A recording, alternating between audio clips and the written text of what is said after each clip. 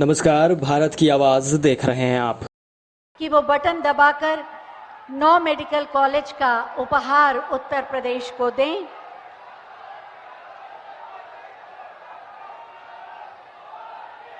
Button दब गया और बटन दबते ही शिलापट का अनावरण प्रारंभ हो रहा है। सिद्धार्थनगर के अलावा एटा, हरदोई, प्रतापगढ़, देवरिया, गाजीपुर, मिर्जापुर, फतेहपुर और जौनपुर के मेडिकल कॉलेज का शुभारंभ होगा। आप देख सकते हैं स्क्रीन पर इन 9 मेडिकल कॉलेज के। भारत माता की, महात्मा बुद्ध का पावन धरती सिद्धार्थनगर में हम आप सभा का प्रणाम करित है।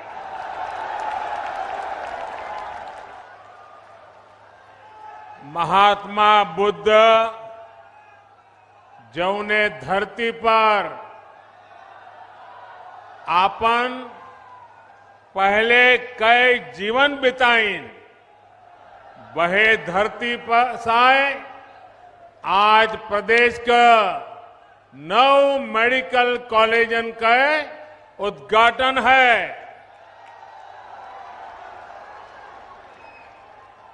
स्वस्थ और निरोग भारत का सपना पूरा कर बदे ये एक बड़ा कदम है। आप सबके बधाई। उत्तर प्रदेश की राज्यपाल श्रीमती आनंदीबेन पटेल जी, यूपी के यशस्वी और कर्मयोगी मुख्यमंत्री योगी आदित्यनाथ जी, केंद्रीय स्वास्थ्य मंत्री श्री मनसुख मांडविया जी, मंच पर उपस्थित यूपी सरकार के अन्य मंत्रीगण,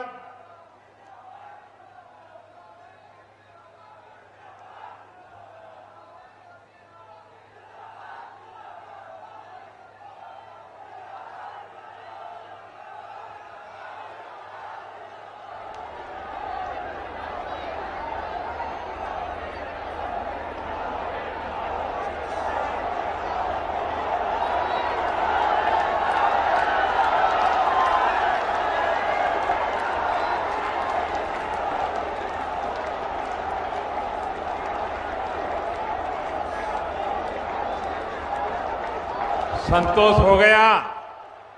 अगर संतोष हो गया तो बैठिए। देखिए, आपको मैंने पूरा अवसर दे दिया।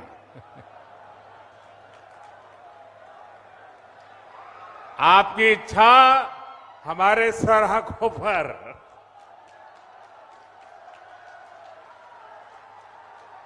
तो अब आप इजाजत दे तो मैं शुरू करूं। आपकी इजाजत है? आपको नारे वगैरह संतोष हो गया ना? आपके इस प्यार के लिए हम सब आपके बहुत आभारी हैं। लेकिन अब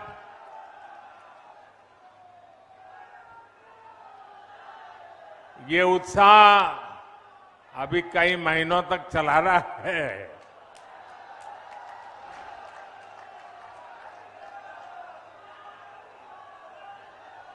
जिन अन्य स्थानों पर नए मेडिकल कॉलेज बने हैं, वहां उपस्थित यूपी सरकार के मंत्रीगण,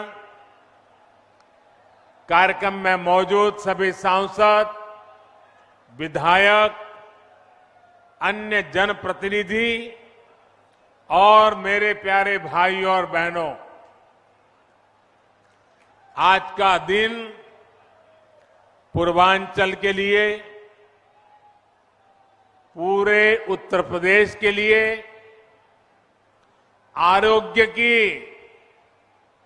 डबल डोज लेकर आया है। आपके लिए एक उपहार लेकर आया है। यहां सिद्धार्थनगर में यूपी के 9 मेडिकल कॉलेज का लोकार्पण हो रहा है। इसके बाद पूर्वांचल से ही पूरे देश के लिए बहुत जरूरी ऐसा मेडिकल इंफ्रास्ट्रक्चर की एक बहुत बड़ी योजना शुरू होने जा रही है। और उस बड़े काम के लिए मैं यहां से आपका आशीर्वाद लेने के बाद, इस पवित्र धरती के आशीर्वाद लेने के बाद, आपसे संवाद करने के बाद काशी जाऊंगा और काशी में उस कार्यक्रम को लॉन्च करूंगा।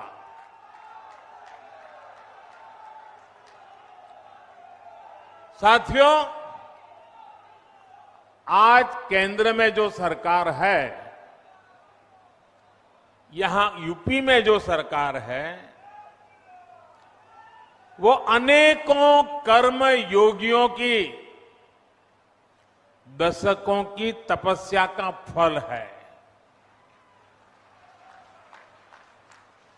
सिद्धार्थनगर ने भी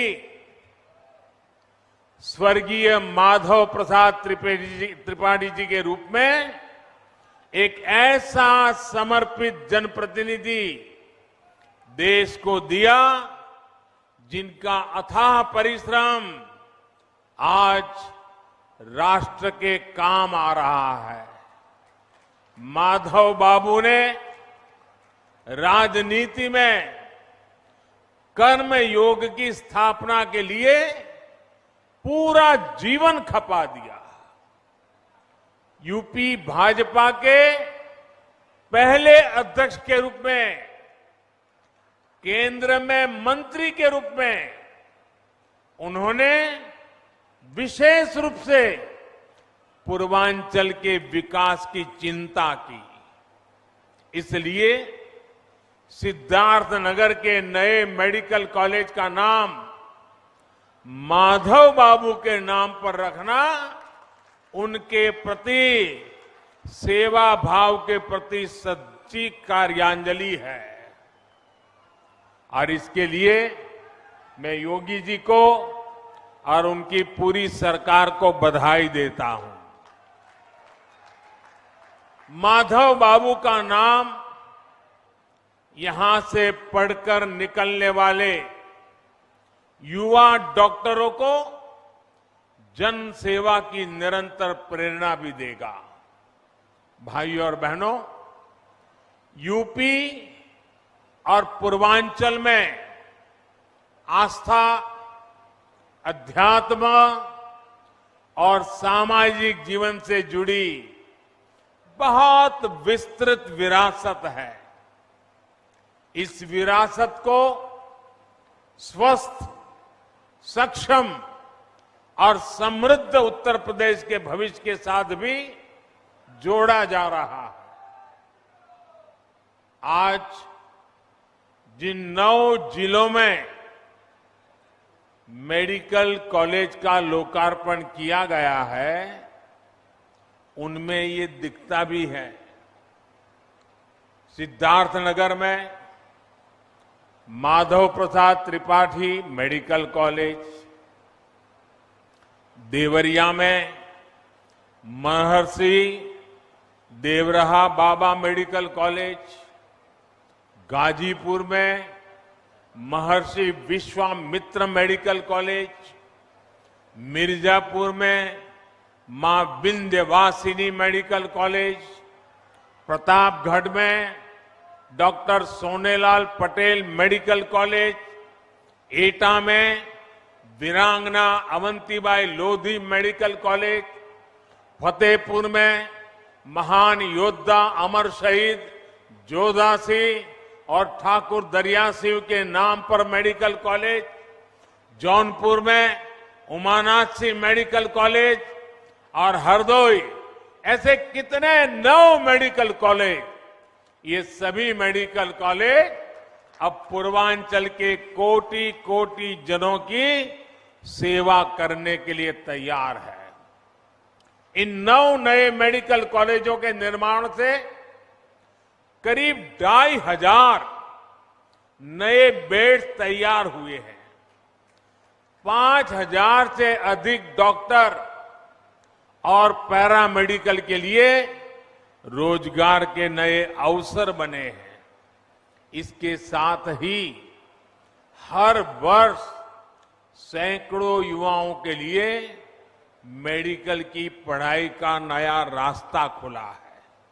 साथियों, जिस पूर्वांचल को पहले की सरकारों ने बीमारियों से जूझने के लिए छोड़ दिया था, वही अब पूर्वी भारत का मेडिकल हब बनेगा।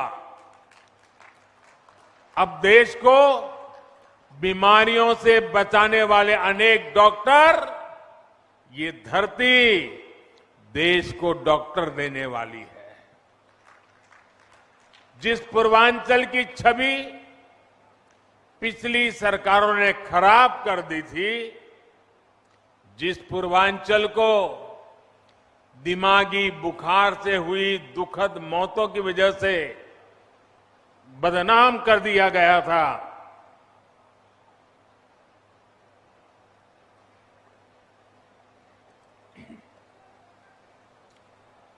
वही पूर्वांचल, वही उत्तर प्रदेश पूर्वी भारत को सेहत का नया उजाला देने वाला है। साथियों, यूपी के भाई बहन भूल नहीं सकते कि कैसे योगी जी ने संसद में यूपी की बदहाल मेडिकल व्यवस्था की व्यथा सुनाई थी। योगी जी तब मुख्यमंत्री नहीं थे, वे एक सांसद थे और बहुत छोटी आयु के वो सांसद बने थे। और अब आज यूपी के लोग ये भी देख रहे हैं कि जब योगी जी को जनता जनार्दन ने सेवा का मौका दिया, तो कैसे उन्होंने दिमागी बुखार को बढ़ने से रोक दिया। इस क्षेत्र के हजारों बच्चों का जीवन बचा लिया। सरकार जब संवेदनशील हो, गरीब का दर्द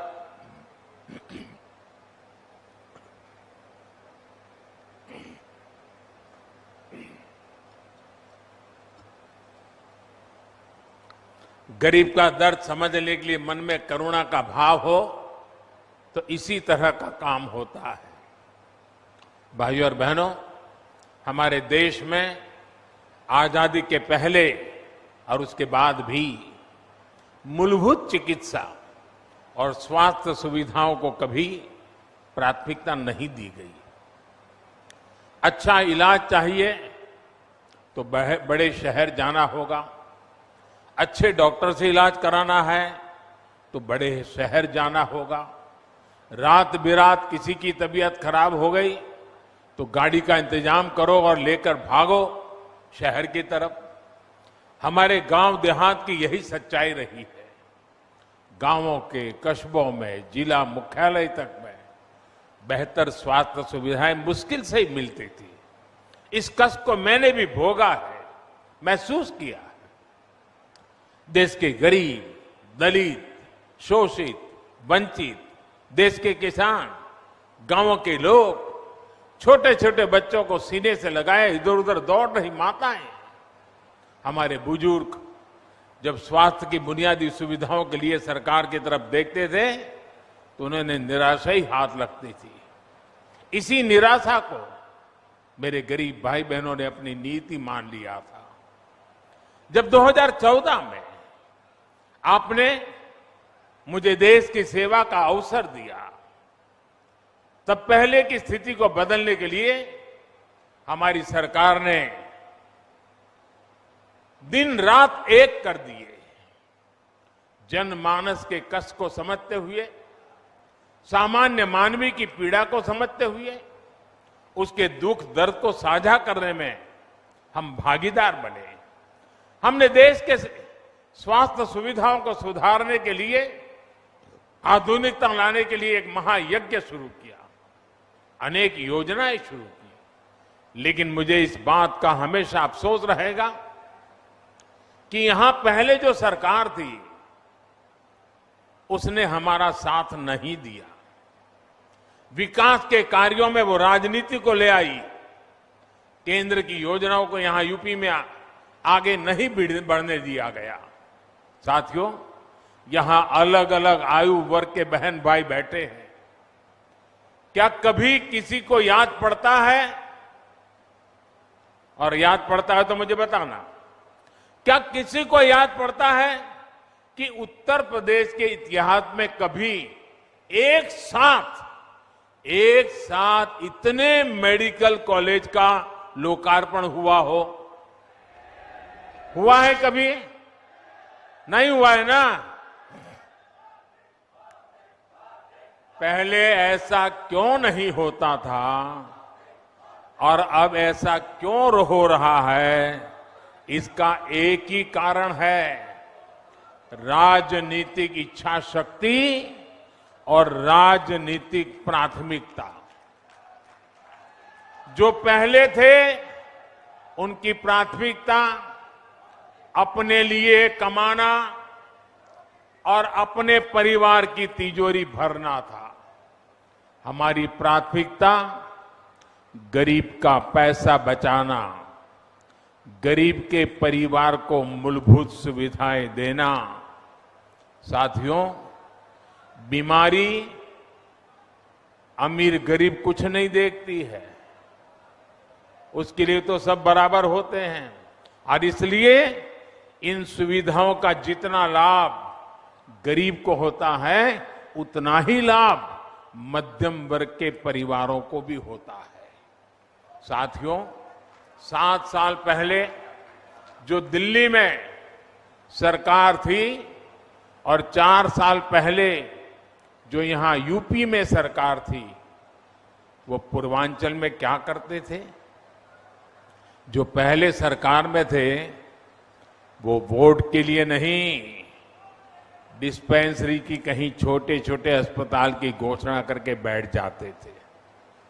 लोग भी उम्मीद लगाए रहते थे, लेकिन सालों साल तक या तो बिल्डिंग ही नहीं बनती थी, बिल्डिंग होती थी तो मशीन नहीं होती थी, दोनों हो गई तो डॉक्टर और दूसरा स्टाफ नहीं होता था। ऊपर से गरीबों के हजारों करोड़ रुपए लूटने वाली भ्रष्टाचार की साइकिल, ये भ्रष्टाचार की साइकिल 24 घंटे अलग से चलती रहती थी। दवाई में भ्रष्टाचार, एम्बुलेंस में भ्रष्टाचार, नियुक्ति में भ्रष्टाचार, ट्रांसफर पोस्टिंग में भ्रष्टाचार। इस पूरे खेल में यूपी में कुछ परिवारवादियों का तो खूब भला हुआ। भ्रष्टाचार की साइकिल तो खूब चली, लेकिन उसमें पूर्वांचल और यूपी का सामान्य परिवार पिसता चला गया। सही ही कहा जाता है, जाके पावन फटी बिवाई, जाके पावन फटी बिवाई, वो क्या जाने पीर पर आई। साथियों, बीते वर्षों में डबल इंजन की सरकार ने हर गरीब तक बेहतर स्वास्थ्य सुविधाएं पहुंचाने के लिए बहुत ईमानदारी से प्रयास किया है, निरंतर काम किया है। हमने देश में नई स्वास्थ्य नीति लागू की ताकि गरीब को सस्ता इलाज मिले और उसे बीमारियों से भी बचाया जा सके। यहां यूपी में भी 90 लाख मरीजों को आयुष्मान भारत के तहत मुफ्त इलाज मिला है। इन गरीबों के आयुष्मान भारत की वजह से करीब करीब 1000 करोड़ रुपए इलाज में खर्च होने से बचे हैं। आज हजारों जन औषधि केंद्रों से बहुत सस्ती दवाएं मिल रही हैं।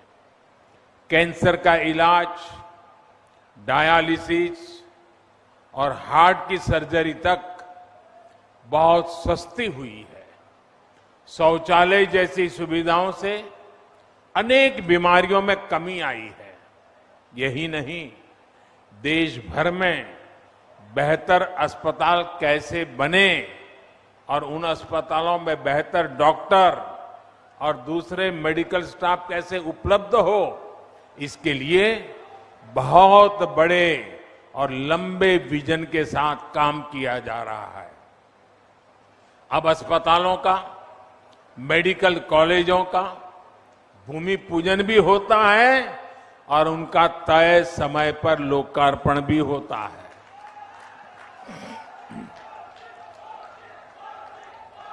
योगी जी की सरकार से पहले जो सरकार थी, उसने अपने कार्यकाल में यूपी में सिर्फ 6 मेडिकल कॉलेज बनवाए थे।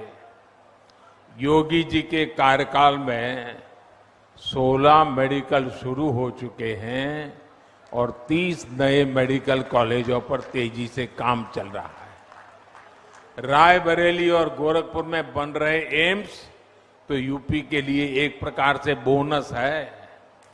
भाई और बहनों, मेडिकल कॉलेज सिर्फ बेहतर इलाज ही नहीं देते, बल्कि नए डॉक्टर, नए पैरामेडिक्स का भी निर्माण करते हैं।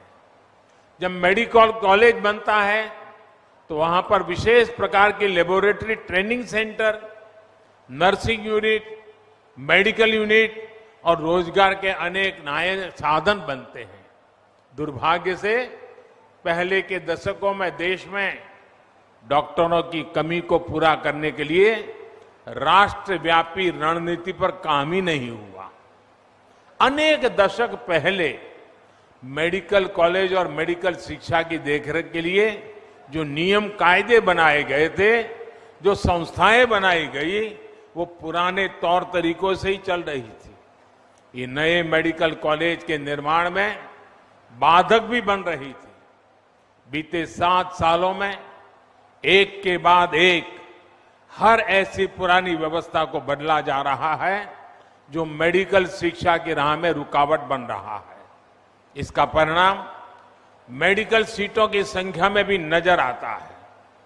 2014 से पहले हमारे देश में मेडिकल की सीटें 90,000 से भी कम थी। बीते 7 वर्षों में देश में मेडिकल की 60,000 नई सीटें जोड़ी गई हैं।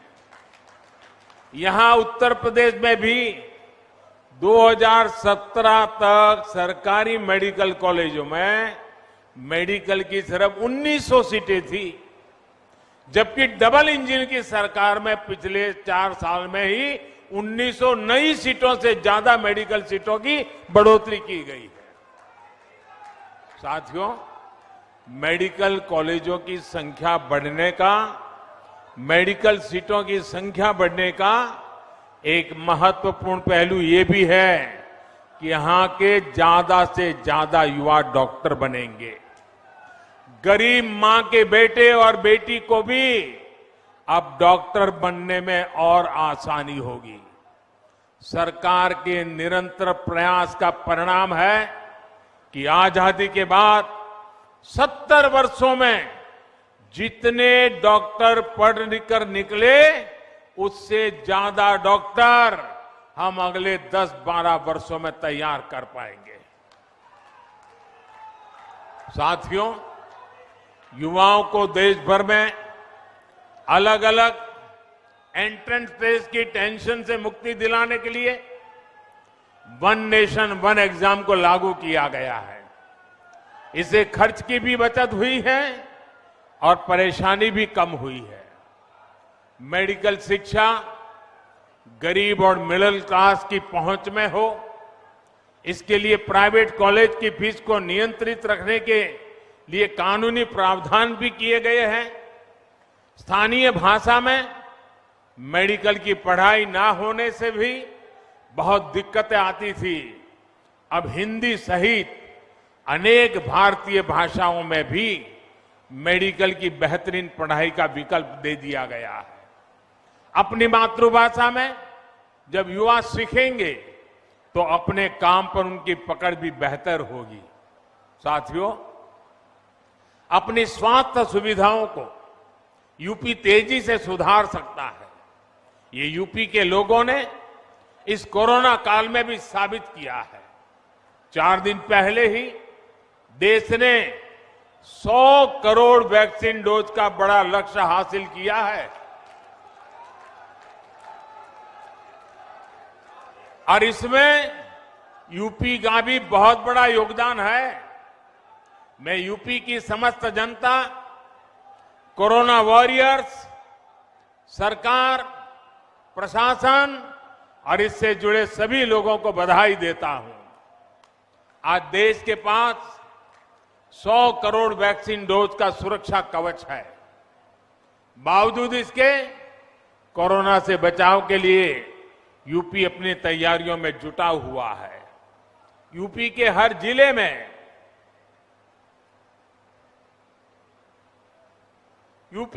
जिले में कोरोना से निपटने के लिए बच्चों की केयर यूनिट या तो बन चुकी है या तेजी से बन रही है।